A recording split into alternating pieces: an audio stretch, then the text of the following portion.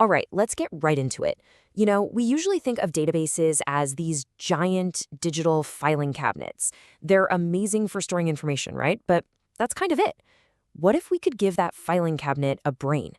Seriously, what if it could do more than just store data, but actually act on it, enforce rules, and run complex tasks all by itself? Well, that is exactly what we're going to explore today with something called PL/SQL.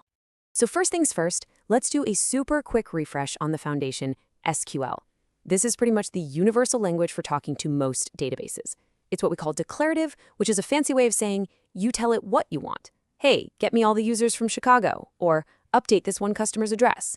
You're just firing off these single, direct commands one at a time. But that's where you start to hit a wall. I mean, what if you want to run a whole series of commands, but only if a certain condition is met? Or what if you need to do some complicated math before you update a record? For that kind of thing, just telling the database what you want, well, it isn't going to cut it. You need a way to tell it how to get the job done, step by step. So here's the game plan for this explainer. We're going to start by seeing what really sets PLSQL apart. Then we'll roll up our sleeves and write our first program. After that, we'll add some real intelligence with logic, see how to package it all up into reusable tools, and finally, we'll put the whole database on autopilot. Okay, section 1. Let's dig into the core of what makes PLSQL so different and, frankly, so much more powerful than the standard SQL we're all used to. And here it is, our star of the show, PL/SQL. Now, the key phrase to grab onto here is procedural language extension. See, it's not a replacement for SQL. Think of it more like a massive upgrade. It takes all that raw data handling power of SQL and wraps it inside a full-blown programming language, letting you build real logic that lives right inside the database itself. Here's a great way to think about the difference. SQL, it's like a light switch. You flick it, one single command runs, and the light turns on. Simple, direct. PL/SQL, on the other hand, is like the entire smart home system. It can check if it's dark outside, see if you're home, and then run a whole sequence of commands. Turn on the light, lock the doors, and maybe even adjust the thermostat. It's procedural. It follows a series of steps to get things done. So, theory is great. But how does this actually work in practice? Let's break down the basic anatomy of a PLSQL program and actually write our very first piece of code.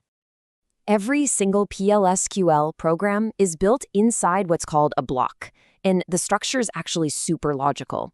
First, you have an optional declare section. This is where you set up your tools, your variables. Then you have the begin section, which is mandatory. This is where the action happens. And to wrap it all up, you have a mandatory end semicolon. That's it. That's the whole recipe. And you can see just how simple this can be. This is pretty much the classic hello world, but for the database. Now, since we aren't actually using any variables here, we can just skip the declare section entirely. We just jump right in with begin, use a standard command to print the word welcome to the screen, and then we close it off with end, semicolon. And there you go. The database runs the block and does exactly what we told it to do. It's like having a direct conversation, and we just got our very first response back. Pretty cool, right? Of course, to do anything really useful, we're going to need variables to hold our data. The rules for naming them are pretty standard stuff, but the most important one to remember, the one that trips up everyone at first, is that you can't use a reserved word. A word the language already uses, like begin or end. That's a super common mistake. Okay, so printing a static word is a great start, but now it's time to give our code some actual intelligence. This whole section is all about adding decision-making and, of course, repetition. This is where the real power starts to kick in. The if, then else statement lets our program ask a question and then take different paths based on the answer. If the customer's account balance is below 0, then send an alert, else go ahead and approve the transaction. This right here is the fundamental building block of all logic. So what happens when you need to do the same thing over and over and over again? You're definitely not going to write the same code 100 times. No way. You use a loop. And PL/SQL gives us a few different types, each one designed for a different situation. Like when you know exactly how many times you need to repeat something versus when you just need to keep looping until a certain condition is finally met. The for loop is just fantastic for those times when you know precisely how many times you want to do something. And look how clean the code is. We're just telling the database, hey, for every number k starting from 1 all the way to 10, just print out that number. Look at that. In just 4 lines of code, we've automated a 10-step process. Now that is efficiency.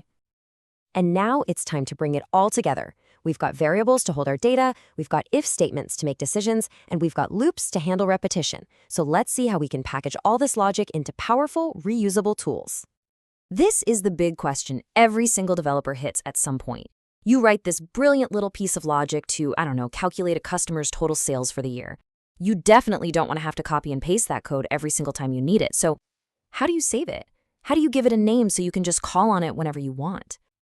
Well, the answer comes in 2 flavors, procedures and functions. They're both named blocks of code that you can call whenever you need them. But they have one absolutely crucial distinction. A function must always return a value. Think of it like this. A procedure performs an action, like inserting a new user into a table. A function calculates a result, like finding the highest salary in a department. Now, to make these things truly useful, we need a way to pass data in and out of them. A good way to think of it is like mail. An in parameter is like sending a letter that has information inside it.